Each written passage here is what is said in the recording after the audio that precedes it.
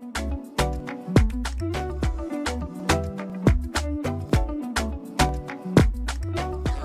your tracks today.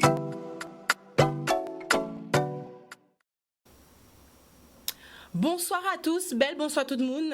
En cas espérez bien, j'espère que vous allez bien dans ces conditions, dans on va dire les événements qui touchent la Guadeloupe en ce moment. Nous avons décidé de dédier cette émission aux conséquences du coronavirus. Nous avions envie de partager avec vous des informations primordiales, des informations importantes. Le rectorat est sur le plateau. Également, une autre invitée que nous attendons patiemment, une entrepreneure blogueuse.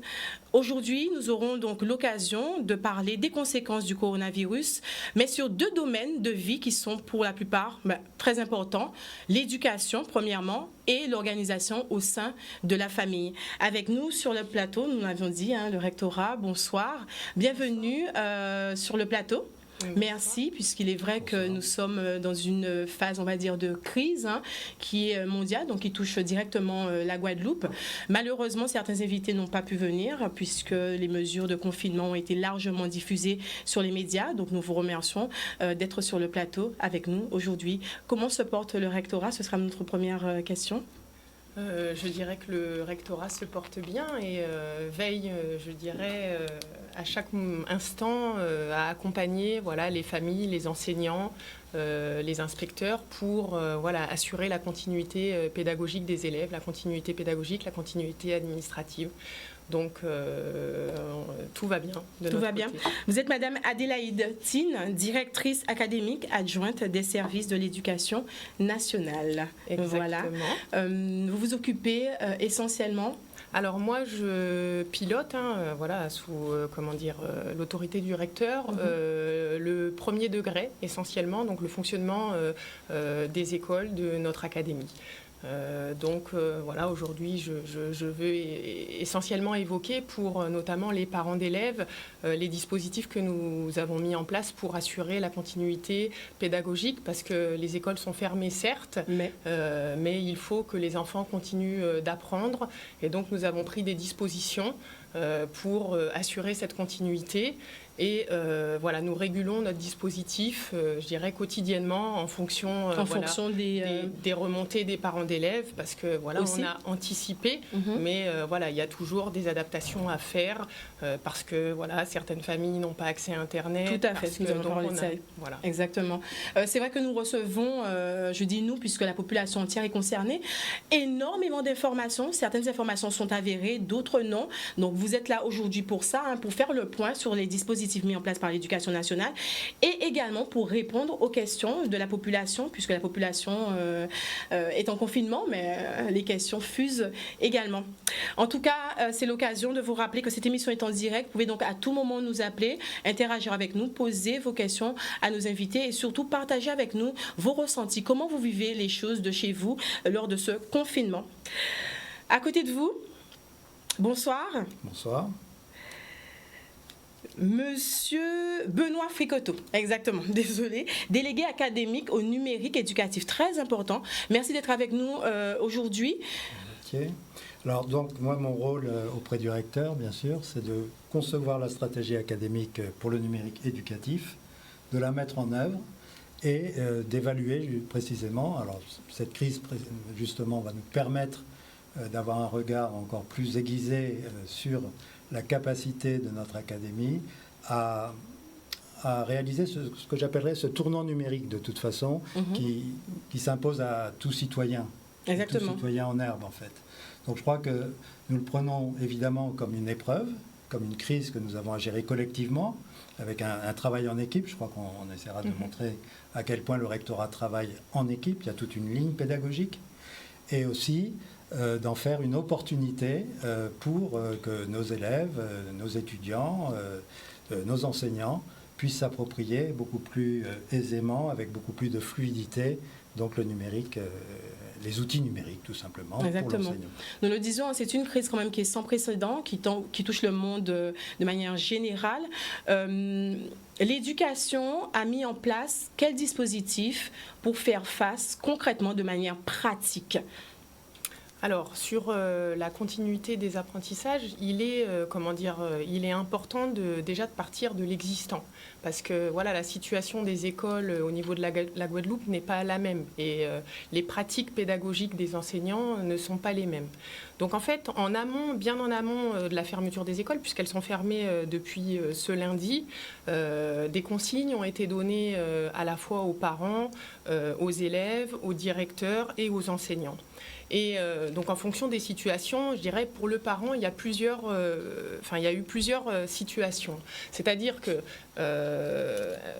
il y a des écoles pour lesquelles, je dirais, cet événement ne génère pas de difficultés particulières. Parce qu'en fait, les pratiques pédagogiques des enseignants étaient déjà adaptées, vous voulez dire. C'est-à-dire qu'ils utilisaient ce qu'on appelle un espace numérique de travail. Tout à fait, collectif, collaboratif. Collaboratif.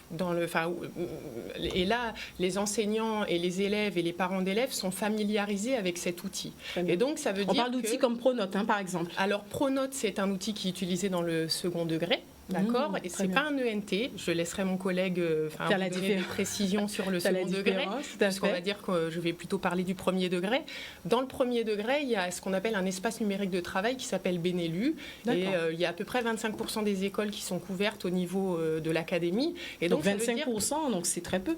C'est très peu, effectivement, mais c'est un moyen. J'essaye de vous montrer les différentes solutions possibles. En tout cas, c'est la première dont je peux parler, de l'existant. Et donc, en fait, c'est-à-dire que déjà, les enseignants et les équipes ont cette pratique que de donner chaque jour des travaux aux élèves et d'être en interaction. L'élève peut restituer son travail à l'enseignant et l'enseignant peut lui faire, via une messagerie, un feedback. Donc, à distance. À distance. Donc, c'est vrai que quand on est dans ce cas idéal, qui n'est pas la majorité de l'académie, je le reconnais. Donc là, je veux dire, cette rupture, elle se vit, elle se vit mieux. Ensuite, sereinement. Ouais, plus sereinement, parce que le contact existe. Après, l'important dans les consignes qui ont été données, c'est de maintenir le contact avec l'enseignant. Donc en amont, alors soit les parents d'élèves ont transmis au directeur d'école leur adresse, messagerie, soit l'enseignant, l'email, soit l'enseignant, a fait part de son mail pour pouvoir être en communication avec les parents. La plupart des enfants, en fait, sont repartis des écoles avec ce qu'on appelle un plan de travail, c'est-à-dire, je dirais, du travail à faire pour 2 semaines, sachant que comme des vacances scolaires, ce qu'il fait pour les vacances. Comme ce qu'il fait pour les vacances, sauf que l'enseignant demeure connecté et que donc le parent doit entrer en relation, et l'enseignant doit aussi entrer en relation avec le parent d'élève pour que les travaux soient transmis et qu'il y ait un feedback, une correction. Vraiment, le point clé, c'est le lien enseignant-élève. Et les consignes qui ont été données aux enseignants et que le recteur, je dirais, a rappelé encore aujourd'hui, c'est vraiment l'important, c'est de maintenir le lien avec les familles, que ce soit par téléphone, par SMS, par mail, de maintenir ce lien pour que, surtout les enfants les plus éloignés, je dirais, de l'école ou qui vivent des situations sociales difficiles, ils puissent être en continuité d'apprentissage.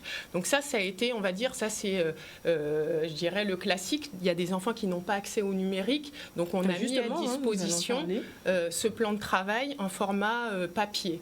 Les écoles sont, en tout cas, il y avait hier une permanence. Les écoles, il y a des écoles. Ils ont annoncé la fermeture des écoles de manière, on va dire, très rapide. Est-ce que, lorsqu'on parle de plan de travail, est-ce que vous assurez actuellement que tous les établissements ont fourni un plan de travail ?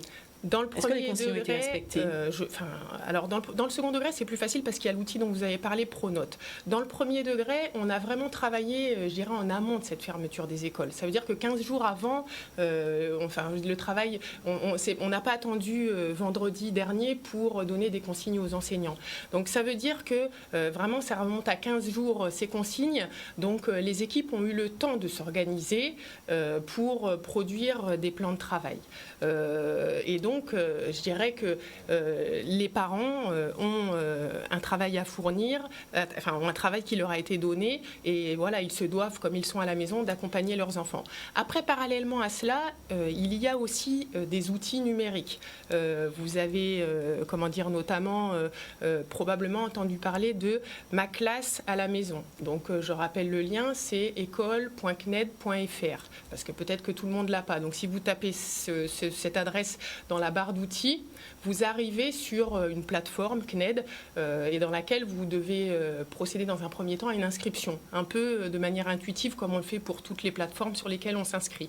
Le parent met son mail, il reçoit un lien, il confirme son inscription et ensuite il accède à la plateforme CNED. C'est une plateforme qui a été faite par le CNED, donc l'enseignement à distance. Et vraiment, je dirais, c'est un outil qui est vraiment très intéressant. On parle toujours du premier degré ? Toujours, et c'est aussi, il va le dire, dans le second degré, cette plateforme existe, et c'est un outil en fait sur lequel on a jour par jour une programmation qui est proposée par le CNED avec, je dirais là, une interaction. Ça veut dire que quand on fait une séquence sur, je sais pas, les additions, il y a des explications qui sont données, l'enfant peut mettre son casque audio, le parent est à côté. Il n'y a pas besoin d'être, je dirais, un spécialiste pour accompagner son enfant parce que vraiment la dimension didactique et pédagogique a été pensée et c'est aussi une autre solution qui est proposée aux parents et qui est aussi très intéressante, qui peut, je dirais, mettre en place en complément du plan de travail qui a été donné par le maître ou la maîtresse. Et, continuité. Parce qu'il est vrai que certains parents, en tout cas, c'est l'une des préoccupations. Disons-le clairement, ne maîtrisent pas les outils informatiques, souvent aussi n'ont pas peut-être accès aux enseignements. Comme l'a dit mon collègue, je pense que c'est aussi pour nous tous, je dirais à la fois on est dans une crise où il faut être solidaire, une opportunité. Une opportunité, alors pour les enseignants, certains ils sont déjà dans l'ère du numérique, mais pour ceux qui ne le sont pas, c'est une opportunité de changer ces pratiques pédagogiques. Et je pense qu'aujourd'hui, de toute façon, on n'a plus le choix. On est à l'ère de toute façon. On n'a plus le choix. Et le parent, alors s'il est en difficulté, il a à sa disposition un numéro vert qu'on a mis en place. Est-ce que vous pouvez le rappeler, le numéro vert ? Pas de problème, le 0800 800 453 donc là il y a, je dirais, à la fois des techniciens et des pédagogues qui sont à la disposition de ces parents pour répondre à des difficultés d'ordre technique. Par exemple, j'ai du mal à accéder à la page parce qu'il y a quelque chose qui masque. En tout cas, que ce soit des questions d'ordre technique ou des questions d'ordre pédagogique, je dirais il y a des personnels de l'éducation nationale mobilisés pour répondre à ces questions. Donc il faut l'utiliser, je dirais, autant que de besoin. Quand on se sent en difficulté, ne pas rester seul face à sa difficulté et penser qu'on est vraiment dans une phase où il faut jouer la carte de la solidarité à chaque instant. Et je veux aussi... J'en profite pour parler des enseignants volontaires qui se trouvent mobilisés là dans la crise, parce que les écoles sont fermées, mais on sait qu'on va avoir besoin de personnel soignant à mobiliser. Et donc, il y a quand même des enseignants qui assurent l'accueil pour les enfants des personnels soignants. Et je veux les remercier aujourd'hui, parce que voilà, si on n'est pas solidaire aujourd'hui, demain, c'est toute la société qui se trouvera en difficulté. Voilà. Très bien. Monsieur Descoteaux ? Bien, donc là, beaucoup de choses ont déjà été Exactement. dites. Je trouve ça très, très intéressant parce qu'il y a effectivement une cohérence premier et second degré, on va le voir, qu'a souligné d'ailleurs Madame Thine. Première chose, il y a un dispositif national, effectivement, qui est Ma classe à la maison. D'accord ? Le CNED, c'est le premier opérateur de formation à distance européen. Donc il y a une expertise très forte, largement reconnue, en matière de formation à distance. Ensuite, ce dispositif avait été testé en amont dans les établissements scolaires de l'AEFE, c'était les établissements scolaires de l'étranger. Très bien. D'accord ? Donc en Asie notamment. Bon. Et donc il y a déjà des retours d'expérience, à la fois, je dirais, sur la solidité du dispositif, parce que c'est bien que là, on a vraiment à faire au niveau de la bande passante à, j'allais dire, une ruée des connexions. Exactement. Cette plateforme est prévue pour tenir sur au minimum 7 millions de connexions simultanée, Très bien. et avec une montée en puissance qui va se faire en fonction des Au besoins. fur et à mesure. Donc ça, c'est un premier point. Deuxième point, le dispositif est fort intéressant, car que ce soit pour l'école, pour le collège et pour le lycée, donc là, l'URL, enfin le lien est tout simple, hein, collège au singulier .cnet.fr, lycée au singulier .cnet.fr. Très bien. Et Donc, très école, simple, hein, très voilà. simple d'accès, très donc facile à impératif retenir. de simplicité Exactement. et de prise en main extrêmement rapide. Mhm. Monsieur le recteur a souhaité anticiper la mise au stade 2 et au stade 3, ce qui fait que vendredi dernier, dans la matinée, nous avons, en sa compagnie, avec lui, sous sa direction, eu des démonstrations extrêmement convaincantes des ENT du dispositif Ma classe à la maison, dans une école des Abîmes, Exactement, l'école. et dans un collège REP, REP ou REP+, d'ailleurs. REP, REP, Aurélie voilà. Lambourde. Aurélie Lambourde. Quels Et sont je les peux retours? vous dire- Quels sont les retours? Alors, le retour a été absolument extraordinaire parce que les élèves, on les a formés le matin même. C'est-à-dire que le matin même, on leur a mis le dispositif en place. À 7 heures du matin, nous n'avions pas encore les codes pour les écoles et pour ma classe virtuelle. Et à 10 heures, le recteur a pu voir des élèves Connectés. travailler avec leurs professeurs qui étaient à côté et qui a réellement, c'était pas, j'allais dire, une démonstration, hein, dans le sens, ils ont fait cours sous nos yeux. Et donc, effectivement, le collègue parle de, comment dire, la classe virtuelle. La classe virtuelle parce que du j'en ai CNED. pas, voilà. Alors, il faut bien distinguer dans le dispositif Ma classe à la maison, et c'est ce qui en fait son originalité et son intérêt.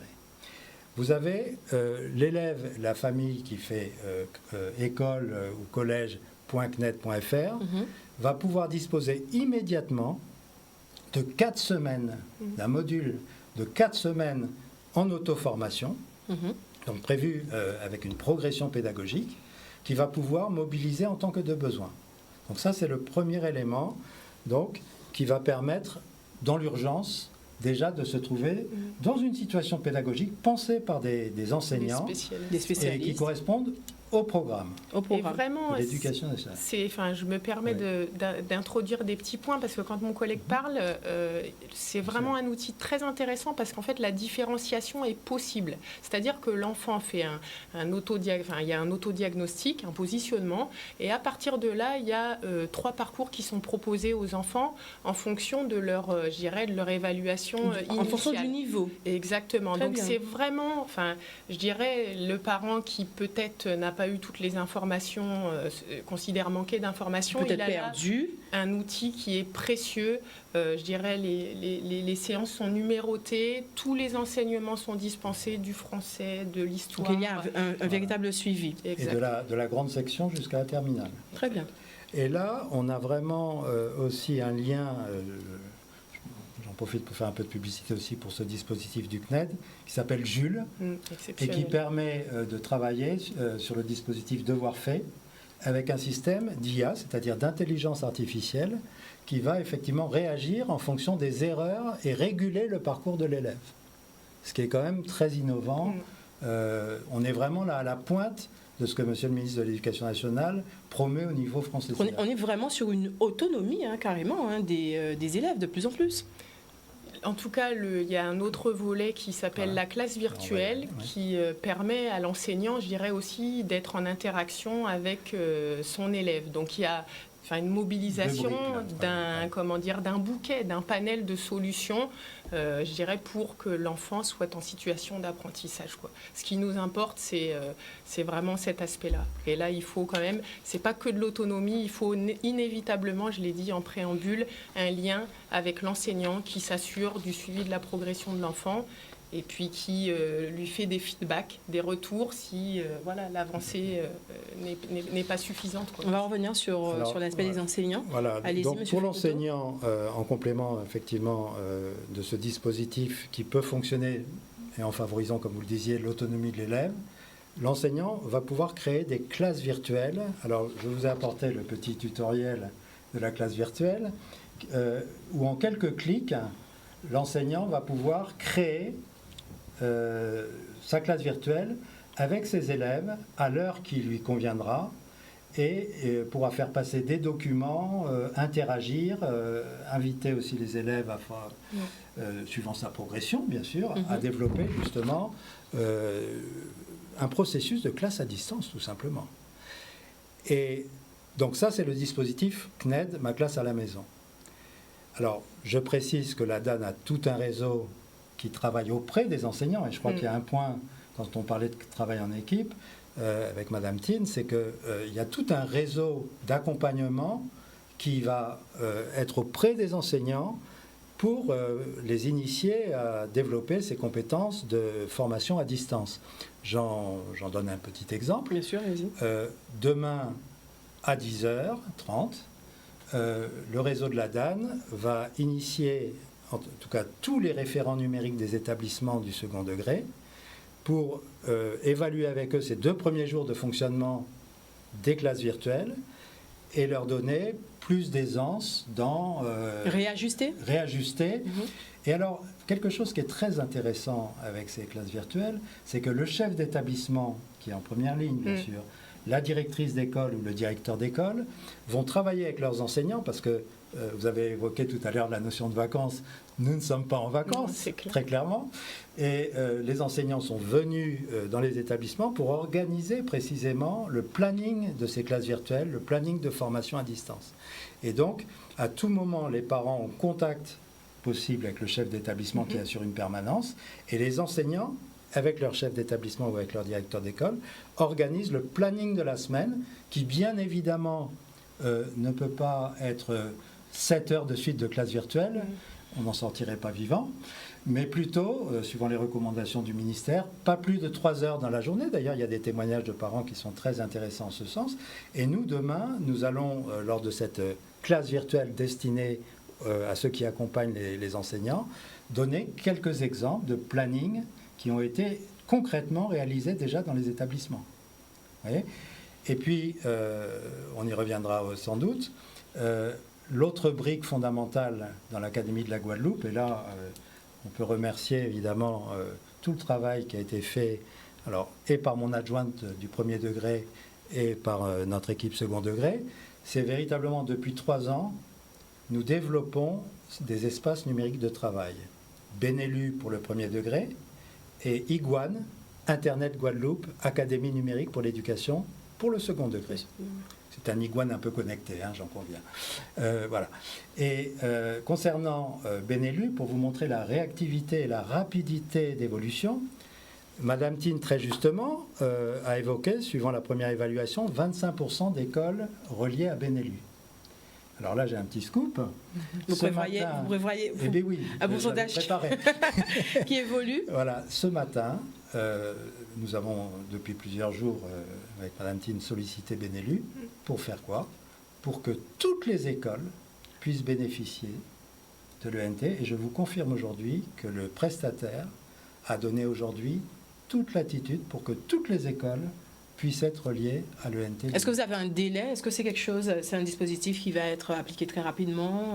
Après, je pense qu'il ne faut pas multiplier les canaux, c'est-à-dire qu'il faut quand même bien s'appuyer de l'existant. Je dis, je pense fonctionner déjà avec l'existant, avec ce qui existe. Donc on a dans les écoles, on peut avoir le mail, le NT.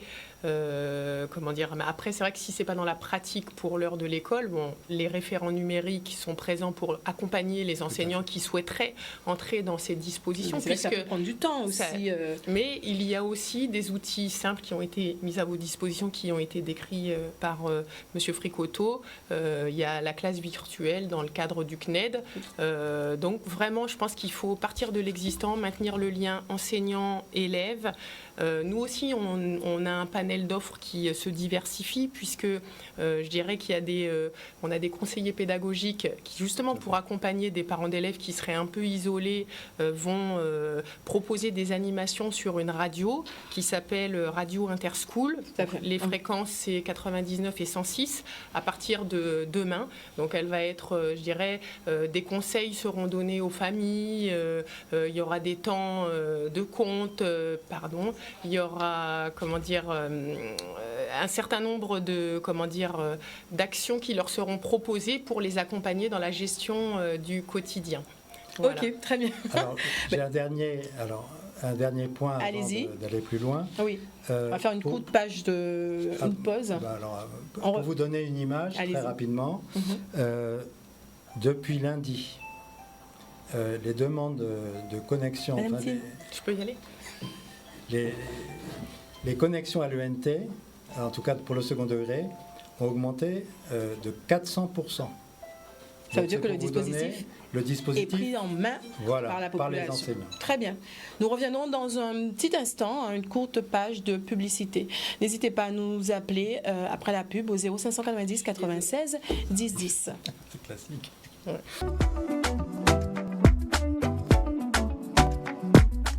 Purchase your tracks today. Nous revoilà sur le plateau, le clin d'œil événement. Aujourd'hui, c'est une spéciale. Nous allons parler des conséquences du coronavirus sur deux domaines de vie qui sont très importants, l'éducation et la famille. Et avec nous, donc, sur le plateau, pour ceux qui prennent l'émission en cours, des deux représentants du rectorat, Madame Adélaïde Tine, qui est avec nous. Encore merci d'être avec nous sur le plateau, malgré les mesures de confinement qui ont été prises. Et Monsieur Benoît Fricoteau. Encore merci d'être avec nous. Nous parlions justement avant la pub des dispositifs qui ont été mis en place par le recteur avec cette priorité qui est donnée de garder le lien entre les enseignants et les élèves, les étudiants, et surtout de fournir des dispositifs faciles, on l'a dit, faciles d'accès, pratiques aussi à la maison. Monsieur Fricoteau ? Oui, je crois qu'il faut vraiment insister là-dessus. Deux choses.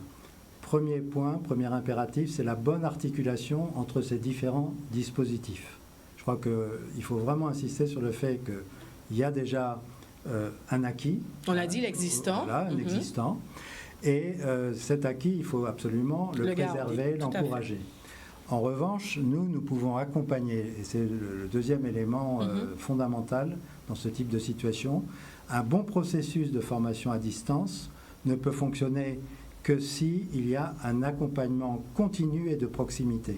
Il n'y a pas de mauvaise question, il n'y a pas de mauvaise interrogation. Tout à fait. Quand on se trouve à distance, on est souvent un petit peu, un petit peu gêné pour des choses très simples. Des problèmes d'ergonomie, là je n'ai pas trouvé, etc. Donc on est là au niveau de la DAN, de la délégation académique au numérique, pour accompagner les enseignants, accompagner les familles également. Les familles également. Le numéro auquel on faisait allusion, le numéro vert, justement derrière ce numéro vert, il y a un certain nombre de personnels. Une équipe qui est en place pour accompagner. Et il y a aussi également un email que l'on peut préciser, c'est parents, au singulier je crois, -covid.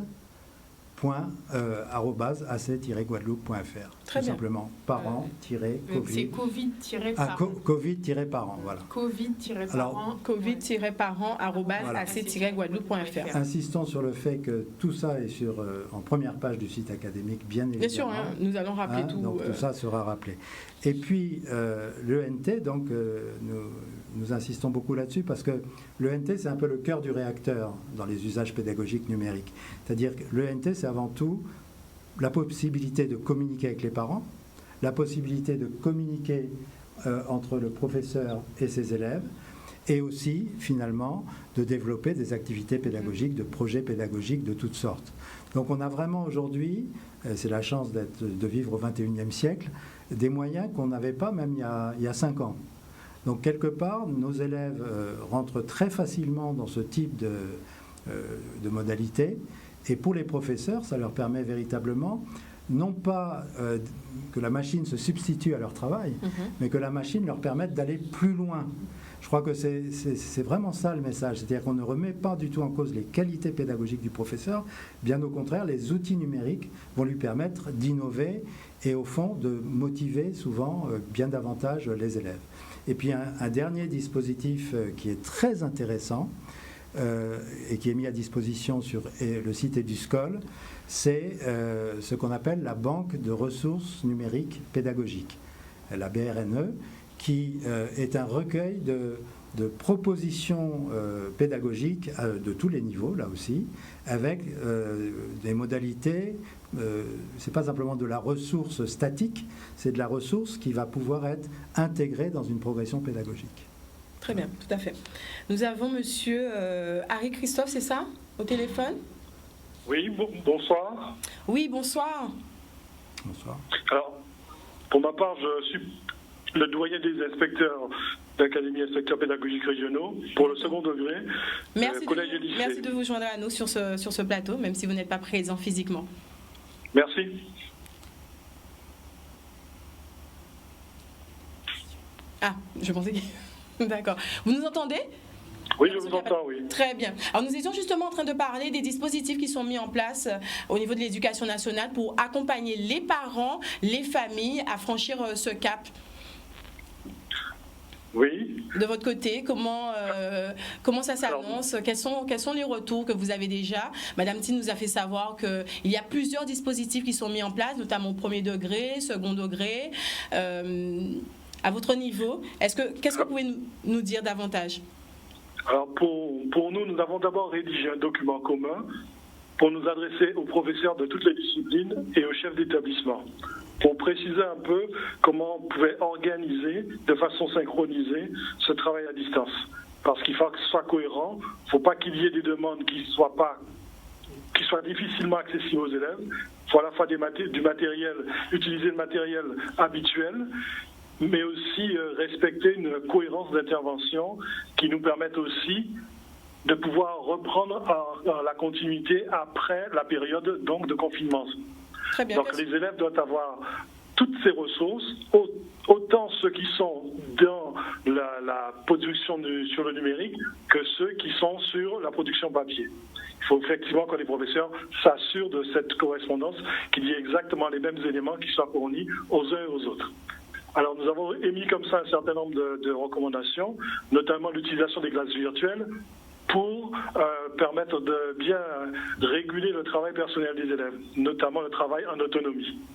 Et puis ensuite, nous avons aussi des recommandations spécifiques que feront chaque inspecteur pour sa discipline, avec les spécificités des disciplines, et avec cette fois-ci une liste de ressources. Pour chacune des disciplines est en train de finaliser cette liste qui va être distribuée aux professeurs et pourront les retrouver sur le site académique pour la partie disciplinaire et vont avoir l'ensemble des ressources qu'ils pourront mobiliser à cet effet. Il faut savoir que tous les professeurs ne sont pas encore forcément dans l'utilisation de ces outils-là, mais ça nous permettra aussi d'avancer sur ce plan. Très bien. Est-ce que ce sont des dispositifs et des mesures qui vont être prises cette semaine ? Tout de suite, nous avons effectivement une première communication qui partira aujourd'hui et nous compléterons au fur et à mesure. Nous aurons un plan de travail régulier avec les chefs d'établissement pour réguler les envois, pour aider un peu les enseignants aussi dans cette démarche. Ok. Quelles sont les difficultés que rencontre notre académie spécifique en Guadeloupe actuellement? Alors, des difficultés spécifiques, nous allons de toutes les façons être confrontés aux questions d'accès massif à l'outil numérique. Et on se rend compte déjà aujourd'hui qu'un certain nombre de sites, voire des sites nationaux, sont saturés. Donc, il va falloir qu'on essaie aussi de penser à cette question-là de manière à, dans les établissements, diversifier les entrées de façon à ne pas bloquer les plateformes par la surcharge. Très bien. Est-ce que vous confirmez qu'actuellement, un parent qui ne peut pas garder son enfant à la maison peut l'envoyer à l'école? C'est pas nous nous engageons que pour les parents qui sont engagés dans les dispositifs de soins, les dispositifs d'urgence. C'est ce que nous a demandé effectivement le ministre. Très bien. Si nous prenons l'exemple puisque nous avons eu cette question, et bien sûr, je la pose au présent sur le plateau, un parent qui est enseignant et qui a un enfant en bas âge. Donc, l'enfant ne peut pas se rendre à l'école. Est-ce que un dispositif a été mis en place pour les enseignants dans cette situation? Il faudrait que vous reprécisiez. Il s'agit de gérer au plus près de chaque établissement. La présence dans l'établissement, si elle est souhaitable par moment, elle n'est pas indispensable.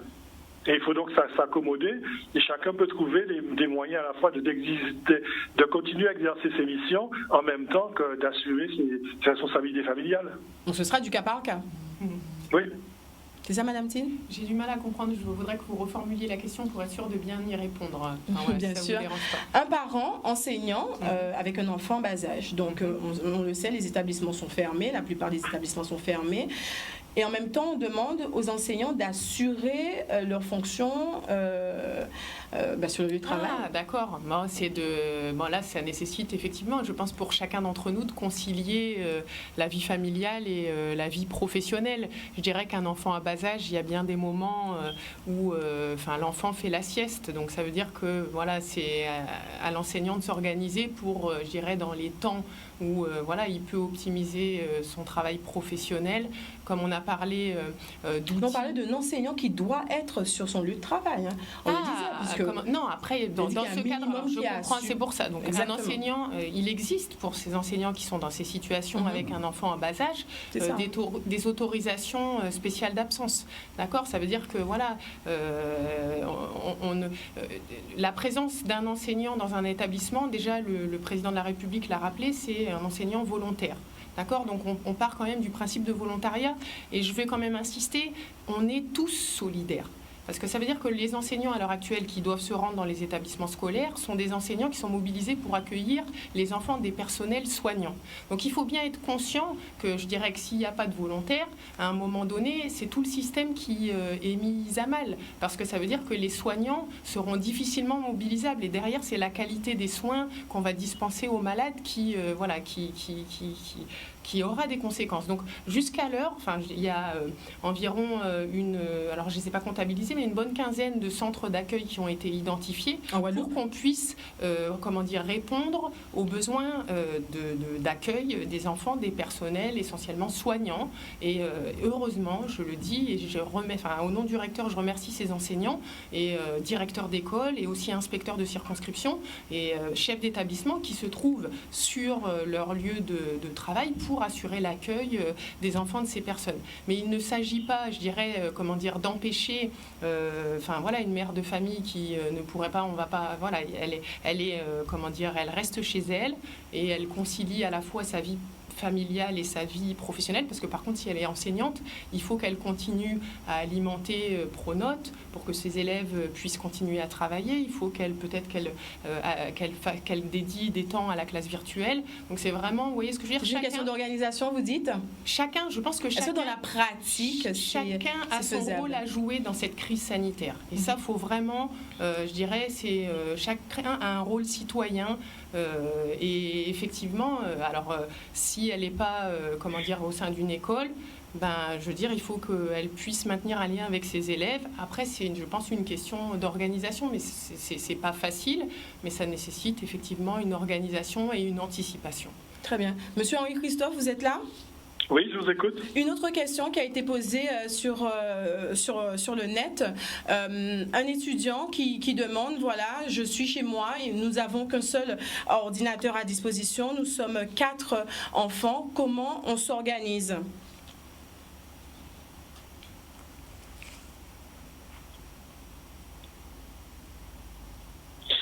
Alors déjà, nous avons prévu plusieurs types d'équipements possibles à travers nos activités. Les tablettes peuvent être utilisées, mais aussi certains accès sont possibles avec des téléphones portables. Et aussi, dans ces cas-là, je crois que la famille devrait le signaler à l'établissement de manière à disposer aussi du papier, des épreuves papier, ce qui leur permettra de travailler de façon plus facile.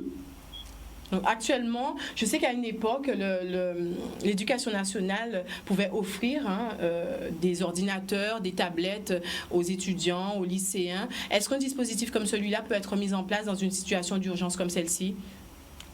Ce que je peux dire à l'heure actuelle, parce qu'on est sans cesse en évolution, en tout cas pour le premier degré, nous identifions, on va dire déjà les parents pour lesquels il y a des difficultés de connexion à Internet.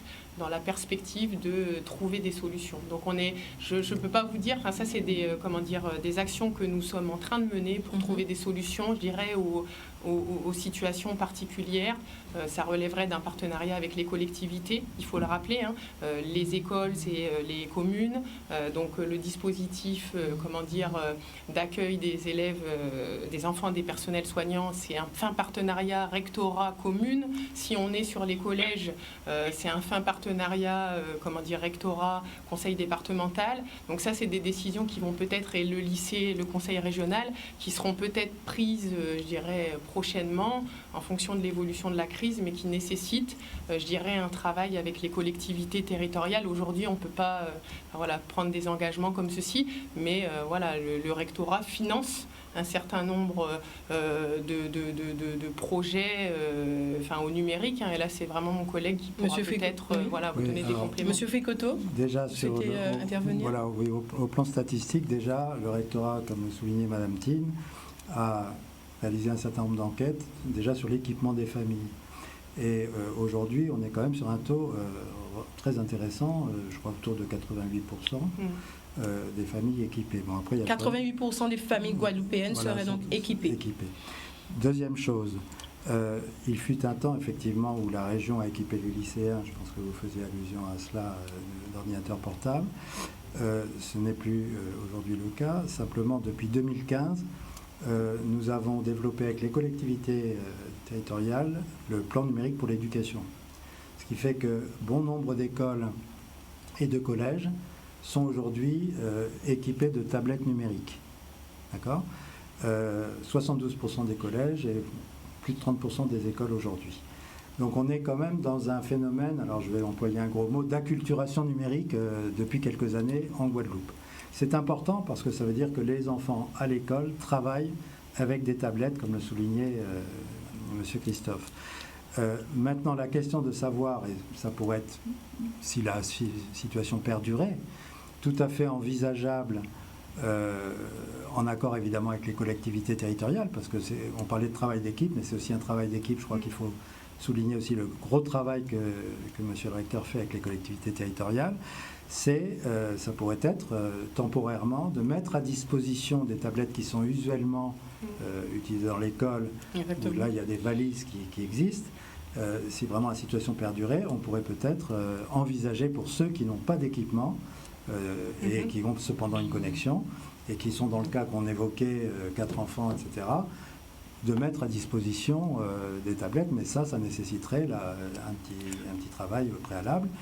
Ça serait dans le cas où la situation tendrait à dépasser 3 à 4 semaines. Que l'on est en train de mener, en fait. Si vous voulez, c'est pour ça qu'on peut pour l'heure pas encore annoncer des mesures de ce type, mais on travaille à identifier les élèves qui n'auraient pas les outils pour travailler et leur proposer, je dirais, individuellement des réponses pour pour ne laisser personne au bord du chemin. Très bien. Encore une fois, le numéro vert que vous avez cité tout à l'heure peut être mis à la disposition de ces parents qui veulent signaler leur...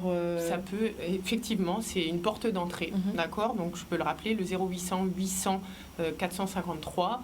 Ne pas hésiter, ne pas rester dans la solitude, en cas de difficulté, à assurer cette continuité. Il y a des professionnels qui sont là pour vous accompagner et vous aurez une réponse.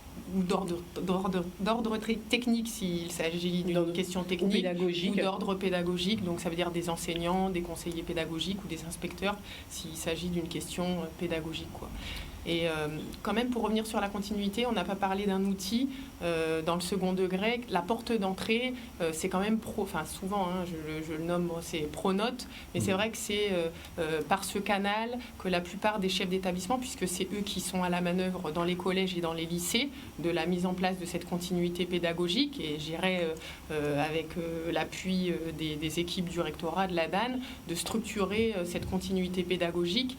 Mais la porte d'entrée, c'est Pronote. Souvent, tous les établissements fonctionnent avec Pronote actuellement ? Une grande majorité. Oui, je pense qu'on est à 99%. Oui, c'est vraiment... S'il y a quelques établissements qui... Alors, rappelez pour ceux qui ne connaissent pas. Pronote est une plateforme. Pronote, c'est une plateforme, c'est un outil, on va dire, d'échange entre l'établissement et les parents d'élèves. Donc à travers la plateforme Pronote, les parents ont accès aux cahiers de texte, ils ont accès aux résultats scolaires de leurs enfants et aussi aux livrets de compétences. Les compétences des enfants, les positionnements peuvent être effectués et à des communications que le chef d'établissement voudrait donner aux parents. Donc il a un accès théoriquement chaque année, soit par SMS, soit dans le carnet de correspondance. Enfin, souvent les deux modes sont utilisés. Les codes sont donnés. Là, on est sur le second degré. Collège et lycée. Les collège codes et lycée. sont donnés aux parents d'élèves et qui leur permettent d'accéder à cette plateforme. Et donc, je dirais, à l'heure actuelle, là, les enseignants actualisent leur plan de travail. Le plan de travail dont on a parlé dans le premier degré, voilà, est visible sur Pronote. Et ça, je dirais, ce travail est fait sous la responsabilité du chef d'établissement. Et là, les enseignants aussi peuvent donner des consignes aux élèves, comme quoi, par exemple, ils vont organiser une classe virtuelle tel jour, telle heure. Enfin voilà, ça, c'est des choses. C'est vraiment un outil de communication entre l'établissement et le parent. Et vraiment, dans tous les établissements de Guadeloupe, le recteur a demandé au chef d'établissement de maintenir une permanence. Donc, un parent qui est en difficulté, qui n'a pas ses codes, il peut contacter le chef d'établissement directement pour avoir la réponse. Enfin, voilà, j'ai pas mes codes, etc. Soit on lui renvoie par SMS. Voilà. Et donc, c'est vraiment l'outil, la porte d'entrée pour les parents, pour les parents d'élèves. Très bien. Une autre question sur Internet concernant les examens blancs. Un étudiant qui demande quels seront donc les dispositifs, les mesures prises pour les examens. Il semblerait que certains établissements préparaient déjà les examens blancs. Pardon, Monsieur Christophe. Alors, pour les examens, nous n'avons pas encore d'annonce ministérielle sur les modalités, comment on va organiser les futurs examens. Mais d'ores et déjà, on sait qu'on peut, avec les outils dont on dispose aujourd'hui, pouvoir faire un certain nombre d'évaluations et continuer à effectivement évaluer les élèves tout au cours de cette période-là. Alors, le ministre fera sans doute des annonces très précises sur l'organisation à venir des examens. D'accord. Tout ceci sera communiqué, bien évidemment. Le site académique, je dirais, les informations sont actualisées en temps réel. J'en profite pour annoncer aussi aux parents, aux enfants des personnels soignants que la liste actualisée des centres qui accueillent ces enfants, elle est vraiment actualisée quotidiennement, disponible sur le site internet. On va améliorer la communication au sein de Est-ce que ces établissements recouvrent vraiment l'ensemble de Alors on va dire que on a pour l'heure ça couvre une bonne partie du territoire et progressivement en fait parce que les besoins si vous voulez s'expriment parfois au fil de l'eau. Donc il y a des communes dans lesquelles je dirais dès le départ il y avait des parents qui ont fait part de leurs besoins d'accueillir. Donc on a ouvert très rapide. Hier, tout était ouvert. Je dirais toutes les écoles étaient encore ouvertes avec une permanence. Et depuis hier, on a structuré des centres d'accueil, on va dire 1 à 2 par commune. Et donc, maintenant, les parents déposent les enfants dans ces écoles. Et je dirais, donc la liste est disponible sur le site. L'idéal, c'est vraiment de contacter, alors soit la porte d'entrée, ça peut être le directeur d'école, de son école de référence, parce que ce lien-là aussi est maintenu. Sinon, on a mis à disposition le numéro de téléphone de l'école, ou ça peut être encore l'inspecteur de la circonscription. Et très prochainement, on va communiquer un numéro de téléphone pour vraiment répondre aux parents qui seraient un peu perdus et qui auraient du mal à identifier, qui auraient des difficultés. Donc là, pour l'instant, je ne peux pas le communiquer. Mais à partir du moment où ils ont l'école de la commune, ils se présentent et leur enfant est pris en charge. Les inspecteurs de circonscription organisent le service de manière à ce qu'il y ait des enseignants qui soient là pour assurer l'accueil et la continuité pédagogique des enfants en partant des outils qu'on vous a décrits aujourd'hui, puisque les enfants viennent de toutes les écoles de la commune. Voilà. Exactement. Monsieur Fricoteau, est-ce que vous avez quelque chose je crois que ce contact permanent quasiment avec les parents, avec les enseignants, avec les collègues est tout à fait essentiel. Moi, j'insisterai surtout sur cette complémentarité, c'est-à-dire qu'il n'y a pas du tout de contradiction entre un outil comme Pronote qui est plus vie scolaire et l'ENT. Et j'en veux pour preuve le fait que depuis 2 jours, l'augmentation de fréquentation des ENT est tout à fait remarquable. Alors, ce que je voudrais quand même dire à l'adresse de nos auditeurs, c'est qu'il y a eu lundi une forme de saturation sur un certain nombre de canaux, de plateformes.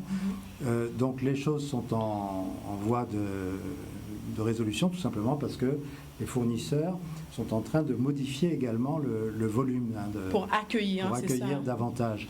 Donc qu'ils ne s'inquiètent pas quand ils ont eu quelques mésaventures dans la connexion sur des outils même ministériels ou autres. Nous sommes vraiment dans une phase d'adaptation. Voilà, donc on est vraiment dans une phase d'adaptation.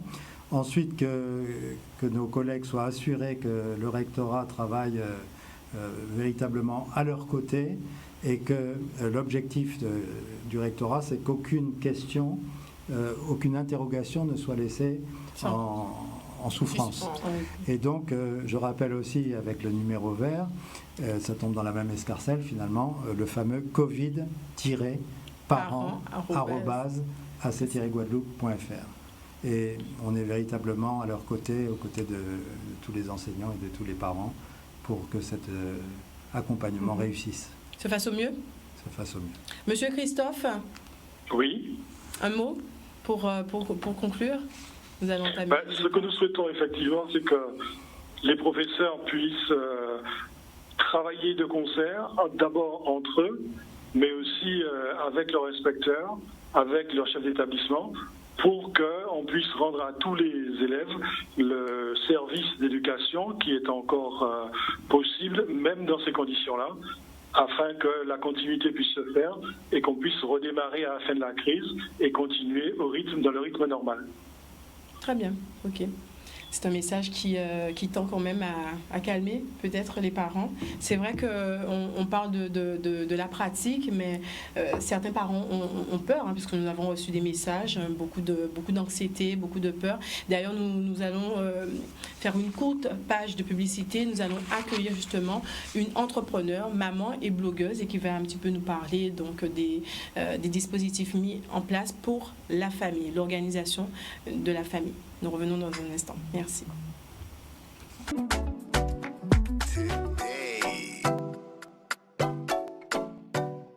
Trouver pour lui des activités qui permettent. Nous revoilà sur le plateau pour cette 3e partie. Pour ceux qui nous rejoignent actuellement, c'est le clin d'œil événement. C'est une spéciale aujourd'hui, coronavirus, les conséquences au niveau de l'éducation. Nous avons reçu en première partie les représentants du recteur et en seconde partie, nous recevons Vanessa Cancel pour nous parler des conséquences du coronavirus, mais plus en termes d'organisation des familles. Vanessa, vous êtes entrepreneur, maman, blogueuse également. Quel est actuellement, déjà personnellement, votre état d'esprit par rapport à cet événement ? C'est vrai qu'on est aujourd'hui face à une situation où on l'a vu venir. Moi, je dirais, on l'a vu venir, mais on n'a pas pris en compte ce que les autres pays nous disaient. Aujourd'hui, on est dans une phase de confinement. On est face aux choses et il faut aujourd'hui faire avec, du coup. Je pense que aujourd'hui, on a quand même une très très belle chance, nous, ici, aujourd'hui, parce qu'on est un peuple très résilient, malgré tout. On a passé Irma, on a passé Maria, on a passé Hugo, on a passé le LKP. Je pense qu'on n'est pas perdu. Je pense qu'il faut vraiment qu'on garde cet esprit positif. Comme tout le monde, moi, dans les premiers jours, j'ai été vraiment assaillie. J'en ai fait des cauchemars même, j'en ai parlé d'ailleurs sur mon blog où je disais que j'en ai fait des cauchemars parce que pendant les 2 premiers jours, j'ai été dans une espèce d'infobésité, tout ce que je pouvais trouver, j'ai essayé justement. On le disait, beaucoup d'informations arrivent, exactement. On a du mal à faire le tri concrètement. Le tri, on ne fait pas le tri. En fait, c'est-à-dire que le cerveau, il emmagasine, sauf que à un moment donné, il y a un trop-plein. On ne peut pas emmagasiner toute l'info du monde, c'est pas possible. Et donc, nos petits cerveaux, même avec toute la résilience qu'on peut avoir, à un moment donné, si on ne fait pas attention, il va exploser. Le problème, c'est qu'on a des enfants à gérer et qu'on ne peut pas se permettre justement d'être dans un état de dépression ou d'être dans un état pas possible parce que justement, il y a cette crise du coronavirus et qu'il faut gérer nos foyers, qu'il faut gérer nos boulots, parce que le boulot, même si on ne peut pas aller travailler ou qu'on soit en télétravail, ou etc., le boulot continue. Parce que les gens qui sont dehors à l'hôpital et les gens qui sont d'astreinte, ils savent que le boulot, il continue. Et tout continue. Et on n'a pas le choix. Et il faut qu'on gère. Donc maintenant, il faut aussi qu'on gère donc la continuité pédagogique de nos enfants parce qu'ils ne peuvent plus aller à l'école. Et donc du coup, moi au bout des 2 jours, j'ai pris des mesures aussi radicales. Pour moi personnellement, je ne regarde plus la télé.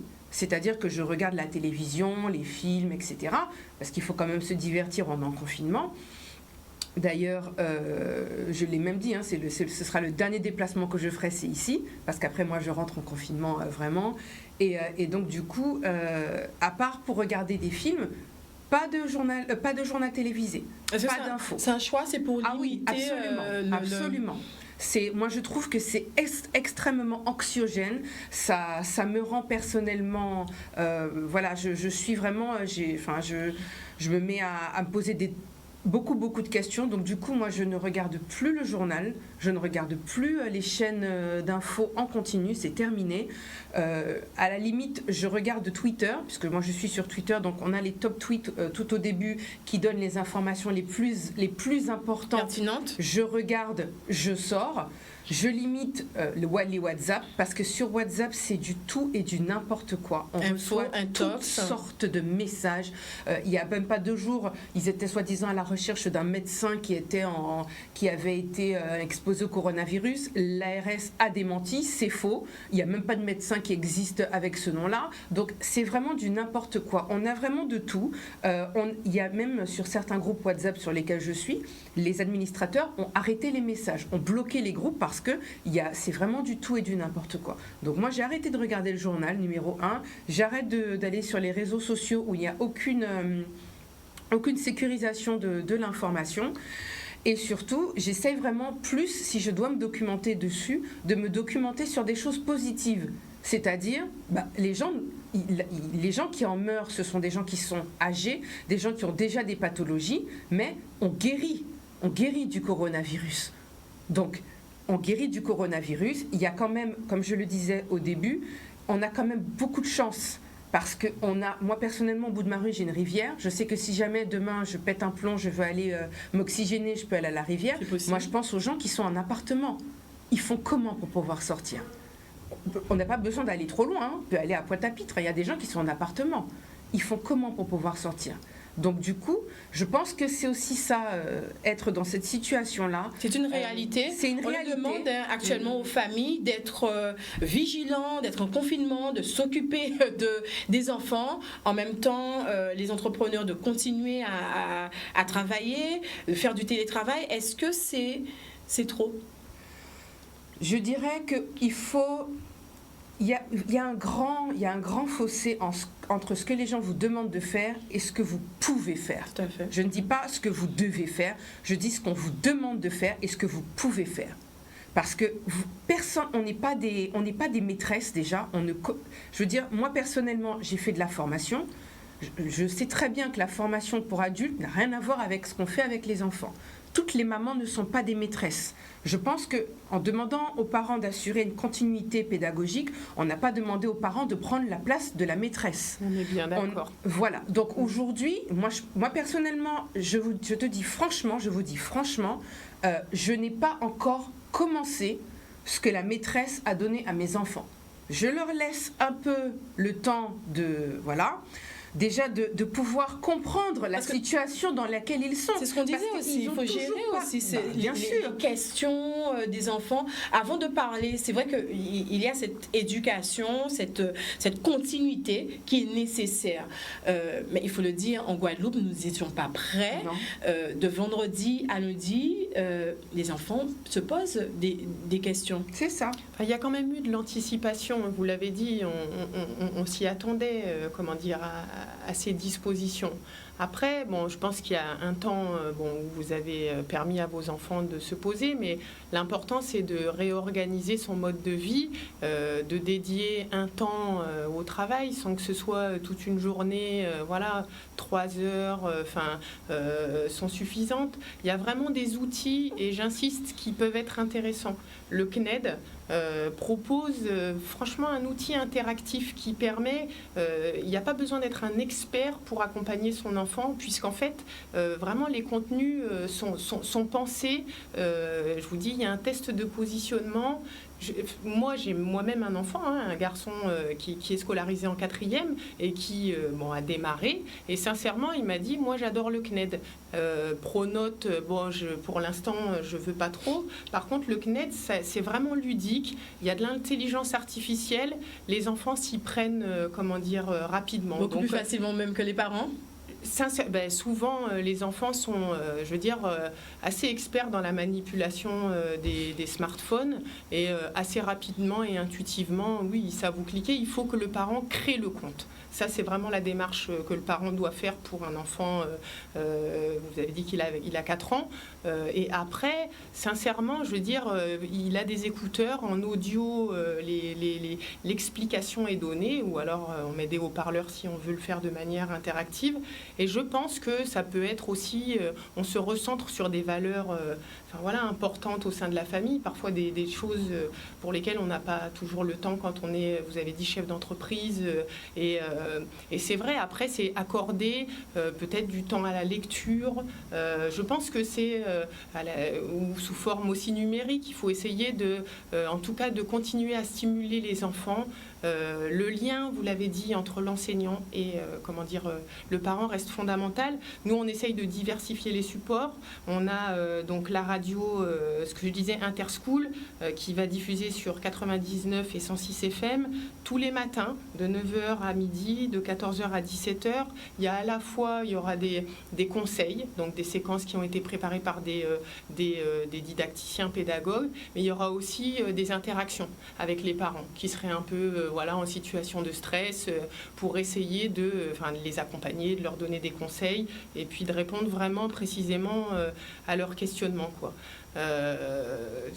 Voilà ce que je peux vous dire, mais je sais que c'est pas quelque chose de facile que de rester chez soi et de concilier, c'est vrai, parfois le télétravail, les enfants et voilà, c'est une nouvelle organisation pour nous et dans laquelle il faut vraiment, le mot-clé pour moi, c'est la solidarité, quoi. Je veux dire, on est tous impliqués dans cette crise.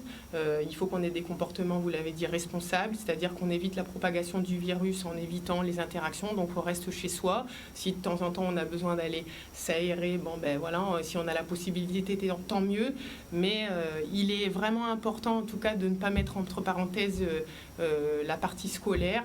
Et c'est vrai qu'on a besoin quand même de l'implication des parents, surtout quand on a des petits-enfants de 4 ans, et le lien avec l'enseignant doit être maintenu. Et je pense qu'on va pouvoir assurer cette continuité, après la sortie de crise, continuer à travailler et que les enfants ne perdent pas, quoi. On continue tous à travailler, mais sous des formes différentes, nouvelles Vanessa, pour nous, quoi. Vanessa, le mot d'ordre pour vous, c'est l'organisation ? Oui, je pense qu'il faut être organisé. Moi, c'est vrai que la crise... c'est vrai qu'aujourd'hui, on est dans une situation où il faut, comme l'a dit Madame, organiser l'emploi du temps de nos enfants pour leur permettre d'avoir un temps d'études obligatoire dans la journée. Moi, je pense que, comme je l'ai dit tout à l'heure, on n'est pas des maîtresses, donc on fait du mieux qu'on peut. Aujourd'hui, quand les enfants ont quitté l'école vendredi, on a reçu des consignes, on a reçu des documents pour faire travailler les enfants. Moi, personnellement, donc j'ai 2 enfants, un petit garçon de 4 ans et une fille de 7 ans. Donc, pour mon fils, j'ai reçu, je pense que vous en avez parlé tout à l'heure, le lien vers Benelu, qui est un petit peu comme le Pronote, mais pour les petits. Iguane. Et et ma fille également. Donc j'ai reçu donc les identifiants ainsi que les mots de passe. Donc du coup, on a tous les outils en fait que l'Éducation nationale nous a donnés avant de partir vendredi et de terminer l'école. Donc nous on a reçu tout ça. Dans la pratique concrètement. Dans la pratique, comme je l'ai dit, moi, depuis qu'ils ont quitté l'école, ils sont à la maison. Ce week-end, je crois qu'on est sortis le samedi, pas le dimanche. Donc, du coup, ils sont à la maison depuis 3 jours déjà. J'ai pas encore mis en place les directives de l'Éducation nationale, pour être honnête, parce que j'essaye encore de trouver une organisation, parce qu'il y a des choses qui sont essentielles et graves à gérer tout de suite, à savoir les courses, puisque moi je n'ai pas voulu faire les courses tout de suite, j'ai attendu vraiment qu'il y ait un peu moins de monde dans les magasins, que les magasins se désengorgent avant d'aller faire les courses. J'en ai profité pour faire de l'essence, j'ai appris tout à l'heure qu'il n'y avait pas beaucoup d'essence, donc etc. Donc j'ai vraiment fait attention de faire les priorités. Concrètement, les priorités. L'éducation. Maintenant, au niveau de l'éducation, c'est vrai qu'en termes d'organisation, je pense qu'il faut pouvoir déjà expliquer aux enfants où on en est. Donc, au-delà même de l'éducation de ce que les enfants font à l'école, leur expliquer un petit peu pourquoi ils sont dans cette situation-là. Les enfants, ce sont des petits adultes, ils ont besoin de comprendre pourquoi ils sont dans cette situation-là, pourquoi ils ne vont pas à l'école. Passer les premiers jours où ils étaient très contents de ne pas aller à l'école, il faut savoir que nos enfants, personnellement, sur le territoire en Guadeloupe, ils ont déjà fait 1 mois et demi où ils n'ont pas été à l'école, parce qu'il y avait la grève de l'Éducation nationale. Donc, beaucoup d'entre nous avaient déjà pris un certain nombre de mesures pour pouvoir organiser la continuité pédagogique de nos enfants depuis en début d'année. Donc pour certains d'entre nous, la majorité, les enfants sont dans la continuité même de ça. Donc maintenant, on a les armes, je dirais, de l'Éducation nationale pour venir renforcer. En appui. Donc on va faire. Mais par exemple, en début d'année, on n'avait pas de Benelux, on n'avait pas de CNED, on n'avait rien du tout. Pourtant, ça ne nous a pas empêché de faire la continuité pédagogique de nos enfants. Alors, personnellement, j'ai pas mal de ressources. Moi, j'ai pris un abonnement sur un... Quelles sont les ressources? Alors, moi, j'ai pris un abonnement dans un site sur un site qui s'appelle passe-éducation.fr. Donc c'est un site, j'en ai beaucoup parlé sur le blog justement parce qu'à l'époque on n'avait rien, et donc du coup moi j'ai trouvé que c'était très bien fait parce que c'est un site qui va de la maternelle jusqu'au lycée et où on a des ressources en ligne où on peut télécharger, faire cours aux enfants, etc. Ça coûte pas cher, ça coûte moins de 30 € pour un enfant et ça c'est pour toute l'année. Aujourd'hui on a appris qu'il y avait d'autres sites assez nombreux qui font des cours en ligne, qui mettent aussi des ressources en ligne comme Maxicours. Vous avez... Est-ce que justement un parent qui ne s'y connaît pas peut s'y retrouver avec cette... donc justement, après, ce que moi j'aurais comme conseil à donner aux parents en termes de planning, et moi personnellement je pense que c'est celui-là que moi je vais mettre en place d'ici quelques jours. La première des choses que moi je vais faire, c'est revoir. Déjà. Parce qu'il faut savoir que nos enfants, quand ils sont petits, ils accumulent un certain nombre de connaissances depuis le début de l'année. Parfois, ils maîtrisent, parfois, ils ne maîtrisent pas. Et tout simplement, la maîtresse, elle ne peut pas s'arrêter au cas par cas parce qu'elle a un programme à tenir et qu'elle ne peut pas. Donc là, pour vous, ce serait par exemple de revoir. Un bon moment. C'est le moment de revoir. Pour faire des révisions. Exactement. Revoir correctement, s'assurer que l'enfant a bien compris. Si j'ai un petit conseil de formatrice à donner, ne demandez pas à vos enfants est-ce que tu as compris? Parce que l'enfant dira toujours oui. Si vous voulez vous assurer qu'un enfant a bien compris quelque chose, nous, moi j'ai fait ma formation en Angleterre, du coup ça a un nom anglais, je ne sais pas comment on dit en français, mais nous on appelle ça, c'est ce qu'on appelle les concept questions. Quand vous voulez demander à un enfant s'il a compris quelque chose, posez-lui la question de manière détournée. Si vous lui apprenez, je donne un exemple, par exemple 2 + 2 = 4, ne lui demandez pas est-ce que ça fait bien 4? Demandez-lui est-ce que 2 + 2 ça fait bien 6? À ce moment-là, si l'enfant vous répond mais non maman ça fait 4, vous savez qu'il a compris. Voilà. Donc, détournez la question, posez-lui la question autrement pour justement avoir son retour et vous assurer que l'enfant a bien compris. Donc, moi, ce serait déjà ça. Revoir tout ce qui a été vu Ensuite, utiliser, alors moi je partirais après en 2 temps. Utiliser ce que nous a donné donc l'éducation nationale, l'école, etc. pour la continuité pédagogique. Mais vous savez aussi, depuis cette crise du coronavirus et le fait que les enfants ne vont plus à l'école, il y a tellement de belles ressources sur Internet. Moi, j'en ai parlé sur le blog. J'ai sorti un billet aujourd'hui, j'en sortirai un autre demain sur justement le guide du parent par rapport au coronavirus et quand on est à la maison, avec tous les liens. Et vous avez notamment des musées, tous les musées de France qui mettent à la disposition des parents les musées de manière interactive. Virtuelle. Vous avez l'Opéra de Paris qui met en ligne toutes ces ressources. Donc je pense qu'on peut partir même sur un apprentissage qui va au-delà même de l'éducation nationale, je dirais même un apprentissage culturel. Parce que pour moi, l'éducation des enfants se fait en 2 temps. Il y a ce qu'on apprend à l'école et ce qu'on apprend à la maison. Et là, pour le coup, le parent, il peut jouer le rôle de l'école et de la maison. Et donc ça, je pense que c'est une opportunité qui est extraordinaire, en plus de l'opportunité de resserrer les liens avec ses enfants, etc. Très bien. Nous arrivons à la fin de cette émission et Madame Tila avait envie de rebondir très rapidement. Non, mais je suis obligée de réagir à non, parce que vous l'avez dit en fait en préambule, parfois trop d'informations et on peut se perdre dans un flot d'informations. Exactement. Et quand même, je ne sais pas si, puisque vous n'êtes pas encore allé voir les outils, l'outil CNED, par exemple, répond vraiment à la problématique que vous venez de poser. C'est-à-dire que, et je l'ai dit avant que vous n'arriviez, il y a un test de positionnement de l'enfant.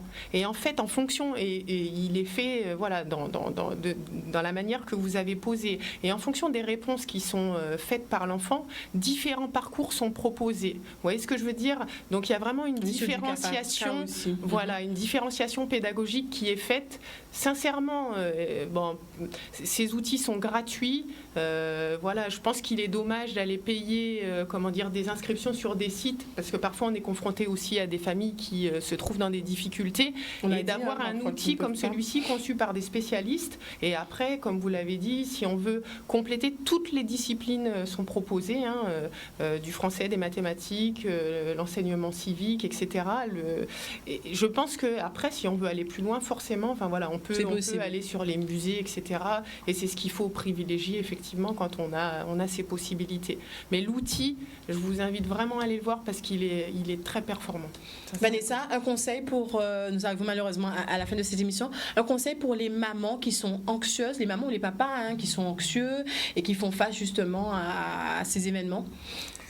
Je pense que si on est, moi personnellement, puisque je l'ai vécu, généralement quand on est anxieux justement par rapport à ces événements-là, c'est parce qu'on a peur. Déjà, je pense, avant même qu'on ait peur pour soi, on a peur par rapport à sa famille. Et ensuite, la peur vient pour soi, ses parents.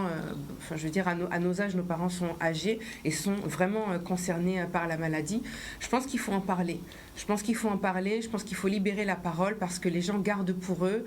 Le problème vient aussi du fait que, comme on est confiné, on va parler à qui? C'est ça. Donc, on va parler peut-être à notre conjoint qui est là, mais on ne peut pas parler à nos amis puisqu'ils ne sont pas là, on n'a pas le droit de les voir. Donc, je pense qu'il faut libérer la parole. Je pense que les réseaux sociaux, quand ils sont utilisés à bon escient, justement, sont un bon moyen de libérer la parole. Je pense que les gens doivent apprendre à un petit peu filtrer ce qui leur fait du bien et filtrer ce qui leur fait pas de bien. Je pense que ce sera un bon moment de réorganiser un petit peu qui on suit pas sur les réseaux sociaux, parce que vous avez des gens moi personnellement, je sais que dans les derniers jours, il y a des gens que je ne suis plus parce que justement, je trouve qu'ils sont pas du tout connectés à la réalité. Je me vois très mal suivre quelqu'un qui va parler de maquillage, je ne sais trop quoi, alors qu'on est dans une situation qui est très difficile. Donc, je pense que c'est aussi ça. Je pense qu'il faut parler. Je pense qu'il faut utiliser les réseaux sociaux à bon escient. On a beaucoup de chance d'avoir cette crise, je dirais, et d'avoir les réseaux sociaux, parce que on aurait eu cette crise du coronavirus en 1990, ça aurait été beaucoup plus compliqué, je pense, à gérer mentalement. Donc, je pense qu'il faut utiliser ça à bon escient et parler. On le voit avec les Italiens, c'est pas parce qu'ils sont confinés que ça les empêche de parler. Ils parlent de balcon à balcon. Donc, je pense que c'est la meilleure des choses à faire. Et puis, expliquer aux enfants. Moi, je Avec des dis mots souvent simples. ça aux mamans qui me disent « Ouais, mais j'arrive pas à travailler. L'enfant me crie toute la journée. Il est comme un fou. » Moi, je dis aux mamans, est-ce que tu as pris le temps d'expliquer à l'enfant que tu as besoin de travailler? Parce que souvent, les enfants, il faut juste leur expliquer les choses.